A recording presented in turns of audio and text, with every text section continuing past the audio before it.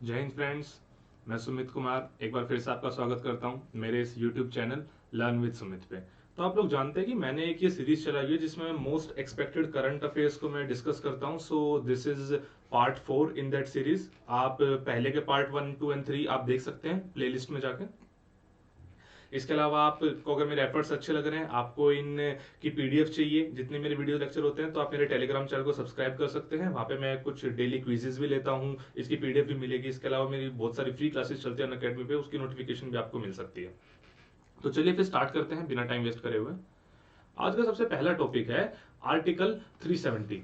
देखो 5 अगस्त 2019 को हमने बोला कि, मतलब मैं तो क्यों नहीं बोलने वाला, कि भाई आर्टिकल 370 जो बहुत ही हॉट टॉपिक रहा है स्टार्टिंग से। जम्मू एंड कश्मीर में आर्टिकल 370 लगी हुई थी। 370 धारा के नाम से बहुत ज्यादा फेमस है। इसके तहत था क्या, पहले ये समझना जरूरी है। उसके बाद हमने हटा दिया है, तो अब चीजें किस हिसाब से होगी है ये भी समझना इक्वली जरूरी है।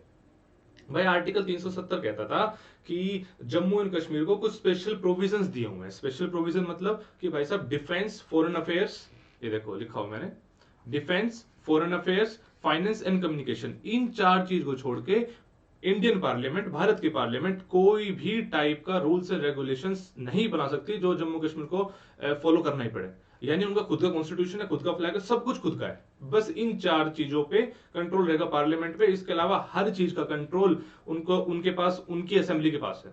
जम्मू एंड कश्मीर की असेंबली के पास है। क्या मेरी बात समझ पाए? ये एक बहुत ही स्पेशल टाइप का प्रोविजन है जो सिर्फ और सिर्फ जम्मू कश्मीर की स्टेट को मिला हुआ है। Getting my point? अब तो नहीं मिला हुआ, मिला हुआ था। तो अब इसको हटा दिया गया। स्टार्टिंग से इसमें बहुत पॉलिटिक्स चलती आई है। ये फाइनली एक सिंपल प्रेसिडेंशियल ऑर्डर से हट सकता था, इस बात का सबको पता था। बट कोई because of this communal politics किसी के अंदर हिम्मत नहीं हुई इसको हटाने की। ठीक है, चलो ये सब तो ऐसी बातें हैं कि बहुत ज्यादा इंटरेस्टिंग है, लेकिन एग्जाम पॉइंट ऑफ व्यू से बहुत ज्यादा इंपॉर्टेंट नहीं है। जो एग्जाम पॉइंट ऑफ व्यू से इंपॉर्टेंट है मैं उस पर फोकस करना चाहूंगा। क्या आर्टिकल 370 क्या क्या था पहले। अब आर्टिकल 370 के साथ ना एक और आर्टिकल हमेशा न्यूज में रहा है, that is article 35A। 35A क्या कहता है, ये काफी कुछ इससे रिलेटेड है, दैट इज साथ साथ ही बढ़ते हैं। ये कहता है भाई कि कुछ ऐसी चीजें हैं जिनके, जो सिर्फ और सिर्फ जम्मू कश्मीर के लोगों को मिलेगी। जैसे क्या मतलब, क्या स्पेशल प्रोविजन है, जैसे कि हम लोग, मैं और आप लोग इससे पहले तक जम्मू कश्मीर के किसी भी पार्ट में प्रॉपर्टी नहीं खरीद सकते थे। इसके अलावा वहां पे सरकारी नौकरियां नहीं ले सकते हम। मतलब कुछ ऐसी स्पेशल प्रिविलेजेस हैं जो सिर्फ और सिर्फ वहां के जम्मू कश्मीर के रेजिडेंट्स को मिलेगी, इसके अलावा किसी को भी नहीं मिलेगी। तो ये बातें कहां थी? ये बातें थी आर्टिकल 35A में, 370 में नहीं थी। तो 35A और 370 का फर्क अपने आप में बहुत बड़ी चीज है, ये चीज आपको पता होनी चाहिए। चलो मैंने एग्जामिनेशन पॉइंट ऑफ व्यू से जान लिया 370 क्या है, 35A क्या है। अब और क्या क्वेश्चन इसमें से बन सकते हैं वो सब मैंने यहाँ पे लिखे हुए, इन सबके आंसर्स मैं दे रहा हूं, ध्यान से सुनिएगा। सबसे पहले तो मैंने बताया भी था कि जब भी कोई करंट का टॉपिक चल रहा है तो उसको रिलेट करना सीखो आप स्टैटिक पोर्शन से। तो भाई आप जानते हैं आर्टिकल 370, भाई 370 डेफिनेटली कॉन्स्टिट्यूशन का पार्ट है। तो कौन से पार्ट में, कौन से पार्ट में आर्टिकल 370 आता है? हमारा संविधान अलग अलग पार्ट्स में डिवाइड है। आज के टाइम पे टोटल 25 पार्ट से हमारा संविधान डिवाइड है। तो कौन से पार्ट में आर्टिकल 370 की बात की गई है? तो ये है part number 21। Very very important from your examination point of view. आज हमने जम्मू कश्मीर को 2 पार्ट्स में तोड़ दिया है, Jammu and Kashmir union territory and Ladakh union territory. दोनों में फर्क क्या है? फर्क क्या है? देखो जम्मू एंड कश्मीर का जो मॉडल रहेगा वो काफी हद तक सिमिलर टू, दिल्ली कहना गलत है थोड़ा सा, पुडुचेरी कह लो। ठीक है, दिल्ली में बिकॉज लेफ्टिनेंट गवर्नर का बहुत ज्यादा रोल है। पुडुचेरी में क्या होता है कि वहां पे इलेक्शंस होते हैं, असेंबली होती है, लेकिन लेफ्टिनेंट गवर्नर भी होता है एंड यूनियन टेरिटरी है। क्या मेरी बात समझ पा रहे हो? भाई यूनियन टेरिटरी है, that is why lieutenant governor होता है, मतलब डायरेक्टली प्रेसिडेंट के अंडर में होती है, ऐसा मान लो आप। लेकिन वहां पे इलेक्शंस भी होते हैं, लेजिस्लेटिव असेंबली भी है। तो जम्मू कश्मीर का मॉडल वो रहेगा।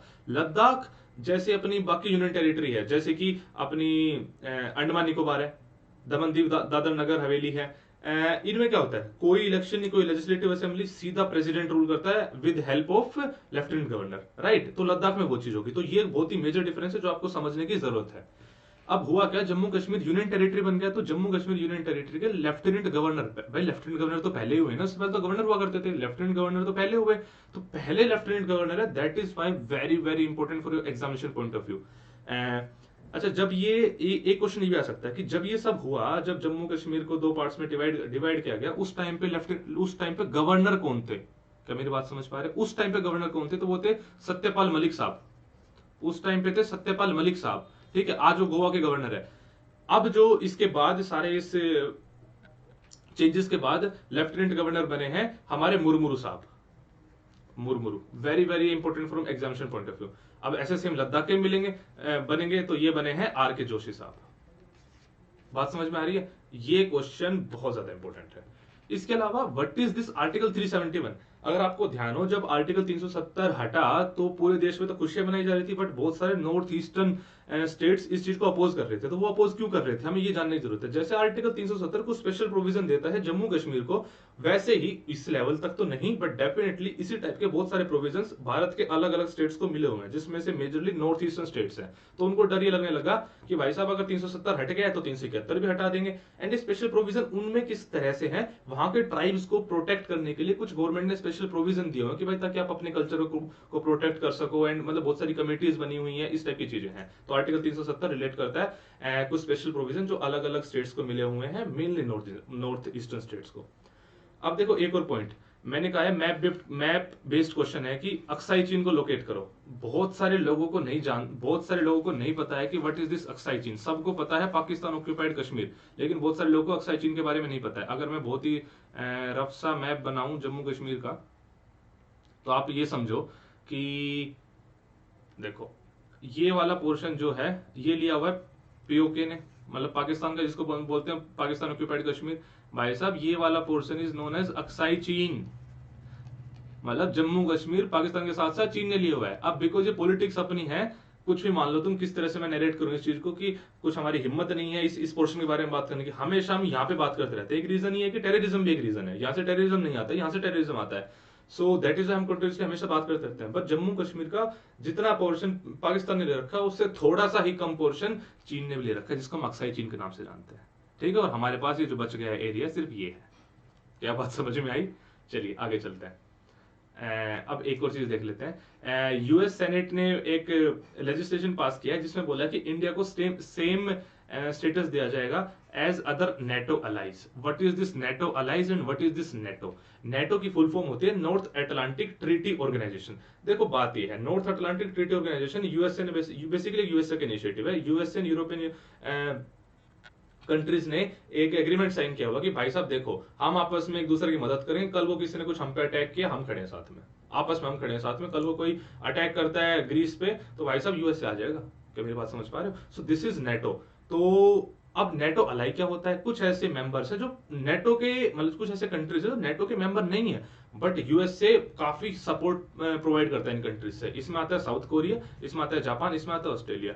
अब यूएसए की सेनेट ने लेजिस्लेशन पास कराया कि भाई साहब इंडिया भी इस कैटेगरी में आएगा कि भाई साहब ये जो मेजर नॉन नेटो कंट्रीज हैं, ये इनको यूएस गवर्नमेंट का पूरा सपोर्ट रहेगा स्ट्रेटेजिक रिलेशनशिप में एंड यूएस आर्म्ड फोर्सेस में। क्या मेरी बात समझ पा रहे हो? नेटो के मेंबर नहीं है बट सपोर्ट है, that is why they are known as NATO allies. So examination point of view से इंपॉर्टेंट बन जाते हैं क्या चीज, कि नेटो क्या है। सबसे पहली बात तो नेटो एली में कौन कौन से कंट्री आते हैं वो बात ठीक है। इसके अलावा कितने मेंबर है नेटो के, ये इंपॉर्टेंट क्यों है? बिकॉज पहले 28 थे, अब एक बढ़ गया है, 29 हो गया है। ये कौन सा बड़ा है? ये बड़ा है मैकेडोनिया। मैकेडोनिया बनी, इनफैक्ट अपना नाम चेंज कर लिया, that is known as North Macedonia. क्या था पहले इसकी नेटो में एंट्री नहीं हो रही थी बिकॉज ग्रीस पंगे कर रहा था, ग्रीस के पंगे कर रहा था। मैकेडोनिया ने एक सिटी का नाम भी है ग्रीस में, तो और उस कंट्री का नाम भी मैकेडोनिया है, तो दैट इज वाई इसको लेके काफी पंगे थे। तो हुआ कि फाइनली मैकेडोनिया ने अपना नाम चेंज कर लिया, now it is known as North Macedonia. एक तो नाम चेंज करा है, वेरी इंपॉर्टेंट, रिसेंटली नेटो में ज्वाइन हुआ है, इस पॉइंट ऑफ व्यू से भी इंपॉर्टेंट। Getting my point? बात समझ में आ गई? चलो बहुत ही बढ़िया। अरे मैंने आज होमवर्क नहीं दिया आप लोगों को, है ना। चलो होमवर्क, इसमें से होमवर्क दे देते हैं। होमवर्क ये रहेगा कि अगर आप, चलो सारी कंट्रीज ना देखो बट एटलीस्ट दो कंट्रीज की बात हुई है, ग्रीस की बात हुई है एंड नॉर्थ मैकेडोनिया की बात हुई है। इनकी लोकेशन आप देखोगे, इनके कैपिटल करेंसी आप देखोगे, एंड कैपिटल करेंसी तो कमेंट में भी आंसर दोगे, ठीक है। बात समझ में आई? इसके अलावा मैं ऊपर वाले क्वेश्चन में भी कुछ होमवर्क दे दूं क्या?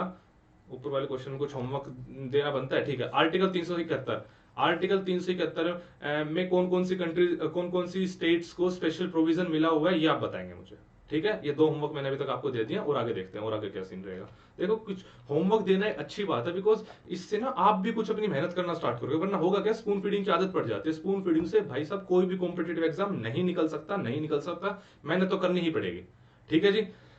चलिए जी, दिस इज इन बहुत ज्यादा न्यूज में रहने वाला एनआरसी।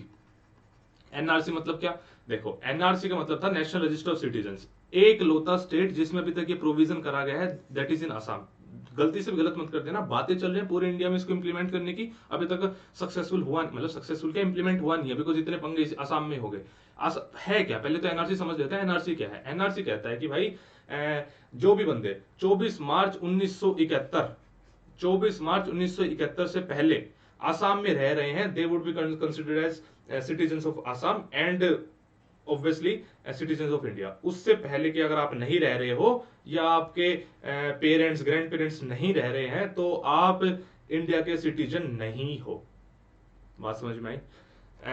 आपको 24 मार्च 1971 से पहले के प्रूफ्स दिखाने पड़ेंगे गवर्नमेंट को कि भाई साहब मेरे ग्रैंड पेरेंट्स यहाँ पे रह रहे थे, तब से रह रहे थे, ये सारी बातें।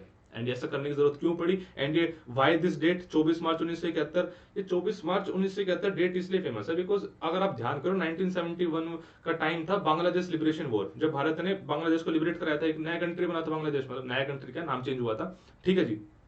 उस टाइम पे जब बहुत ज्यादा पाकिस्तान की आर्मी एट्रोसिटीज परफॉर्म कर रही थी तो बहुत सारे लोग बांग्लादेश से भाग के इंडिया में आ गए थे, ठीक है। एंड वो लोग यहीं पे बसने लगे, तो यहाँ के जो असम के लोग थे वो कहने लगे यार हमारा कल्चर खराब कर रहे हो, यहाँ पे इतने लोग आ गए, इतनी भीड़ आ गई, हम कहां से रखेंगे, मतलब रिसोर्सेज एंड ऑल सब कुछ इन्फिल्ट्रेशन हो रहा है बहुत ज्यादा है, इस चीज से दिक्कत थी। तो भाई साहब ये दिक्कत ना बहुत टाइम से रही है असम में, सो दैट इज एक डेट फिक्स कर दी गई भाई इससे पहले के जो बंदे आ रखे हैं वो असम के सिटीजन है एंड बाकी नहीं है। इसमें इसकी डेप्थ में भी और जाएंगे तो और बहुत कुछ है, जैसे इसमें भी ऐसे कुछ है 1966 से पहले का जो आ रखा है वो सिटीजन बाय डिफॉल्ट हो गया, 1966 से 71 तक आया है, अगर वो लगातार 10 साल रहा होगा आसाम में तो वो सिटीजन कंसिडर होगा, बट ठीक उस उतनी डेप्थ की मुझे लगता नहीं जरूरत है, ये डेट इंपॉर्टेंट है। एंड ओनली असम में चीज करी गई है। तो जब फाइनली ये लिस्ट तैयार हुई, फाइनल जो लिस्ट आई उसमें 19 लाख लोग, असम में रहने वाले टोटल 19 लाख लोग इस लिस्ट से बाहर हो गए, मतलब कि वो सिटीजन नहीं है। ऐसा नहीं है कि अब उनका मामला खत्म हो गया, उनको देश से निकाल देंगे, ऐसा कुछ प्लान अपना है नहीं। कुछ बोलते हैं कंसंट्रेशन कैंप भी बने हैं, ये सारी बातें हैं, ठीक है, बट अभी तक जब बिकॉज सीएए आ गया तो सारी चीजें दब गई हैं, ठीक है। अब कुछ नहीं हो रहा है इस फिलहाल, अब तो कोरोना के चक्कर में वैसे ही कुछ नहीं हो रहा, ठीक है जी। तो लेकिन 19 लाख लोगों का इस लिस्ट में नाम नहीं है, अब इनके लिए ट्राइब्यूनल्स बनाई गई है, ठीक है, कि आप भाई ट्राइब्यूनल में अपील कर सकते हो, बता सकते हो कि भाई देखो मैंने ये प्रूव करा था फिर भी कंसिडर नहीं हुआ मेरी बात। तो गवर्नमेंट ने कुछ प्रोविजंस तो बनाए, बट ग्राउंड लेवल पे आज भी रियलिटी बहुत ज्यादा खराब है। एंड ये इतना ज्यादा न्यूज क्यों बना, अभी न्यूज शांत हो गया बिकॉज कोरोना के चक्कर में, वरना तो न्यूज में था कि इसको लेके पूरे के पूरे मुस्लिम कम्युनिटी में दिक्कत आ गई। मुस्लिम कम्युनिटी में दिक्कत क्यों आई? बिकॉज सीएए आने से, सीएए और एनआरसी दोनों मिला के घातक चीज है। सीएए सिटीजनशिप देता है और एनआरसी सिटीजनशिप लेता है, ठीक है, बात समझ रहे हो। एनआरसी बाहर निकाल देता है, सीएए दे देता है। अब इससे दिक्कत क्या हो, इसको एक्सप्लेन करने के लिए एक पूरी क्लास चाहिए मुझे, सीएए और एनआरसी को पूरी क्लास चाहिए, पर इतना सा बता देता हूं कि सीएए से आप देखो 19 लाख लोग में से कुछ लोग हिंदू होंगे, कुछ लोग मुस्लिम होंगे, तो जो हिंदू होंगे वो तो अंडर सीएए सिटीजनशिप वापस लेके इंडिया के सिटीजन बन जाएंगे, बट मुस्लिम रह जाएंगे बिकॉज सीएए में मुस्लिम्स नहीं है।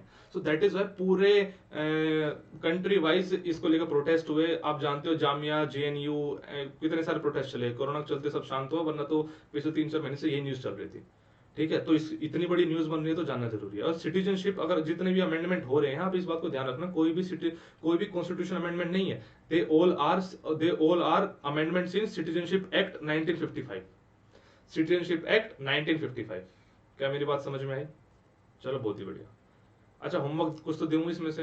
होमवर्क ये दे रहा हूं कि एक ना असम अकॉर्ड साइन हुई है, असम अकॉर्ड साइन हुई है 1985 में, मुझे उसके बारे में थोड़ा सा जानना है। अगर आप बता सकते हो असम कोड किस किस के बीच में साइन हुई थी तो भी बहुत है। चलो आज के कुछ क्वेश्चंस, मैप बेस्ड क्वेश्चन में आपको मध्य प्रदेश एंड असम में जितनी भी वाइल्ड लाइफ सेंचुरीज हैं एंड ऑब्वियसली टाइगर रिजर्व जितने भी है, सबको आपको देखना है एटलस में। अगर एटलस अवेलेबल नहीं है तो आप वेब पे देखो, मतलब गूगल वेब पे देखो, बात समझ में, इसको देखना है। एंड देखो धीरे धीरे ऐसी चीजें आपको लर्न होनी स्टार्ट होगी। If time allows you, then Ganga river system. Ganga river system मैंने ऐसे क्यों लिखा है कि आप ऐसे रटो मत कि गंगा की ये ट्राइब्यूटरीज है। आप मैप पे देखो, गूगल पे देखो, गंगा रिवर एंड उसके ट्राइब्यूटरी लिखो और उसको इमेजिन करो मैप पे कि अच्छा अच्छा यहाँ से ये आ रही है, स्टेट से ये आ रही है, स्टेट से ये आ रही है। This is how you should learn about tributaries. तो गंगा रिवर सिस्टम करना आपको। अगर आपको मेरे एफर्ट्स पसंद आ रहे हैं तो आप मुझे फॉलो कर सकते हैं अनअकैडमी पे भी। ऑब्वियसली आपको लर्न विद सुमित को सब्सक्राइब करना ही है। अनअकैडमी पे मैं ND air force and navy category में बहुत सारी क्लासेस लेता हूँ जीएस की, मतलब वहां तो पूरा जीएस मैंने संभाला हुआ है, ठीक है। तो definitely do follow me on Unacademy, and बहुत सारी फ्री क्लासेस भी आती रहती हैं, वो भी देख सकते हो। इसके अलावा आपको अनअकैडमी प्लस का सब्सक्रिप्शन लेना है तो सुमित कुमार 9 आप कोड यूज कर सकते हो, 10% डिस्काउंट आपको मिल जाएगा। इस वीडियो को ज्यादा से ज्यादा आप लाइक करो, शेयर करो अपने दोस्तों के साथ। जो भी आपका फ्रेंड किसी भी टाइप की कॉम्पिटेटिव एग्जाम की तैयारी कर रहा है, करंट अफेयर तो हर में आता ही आता है, करंट अफेयर का पूरा जीएस आता है, ठीक है। तो डू शेयर एंड आप जो मैंने क्वेश्चन पूछे हैं उनका आंसर कमेंट में दिया करो। चलिए जी, अपना ध्यान रखो, सुरक्षित रहो। जय हिंद, जय भारत।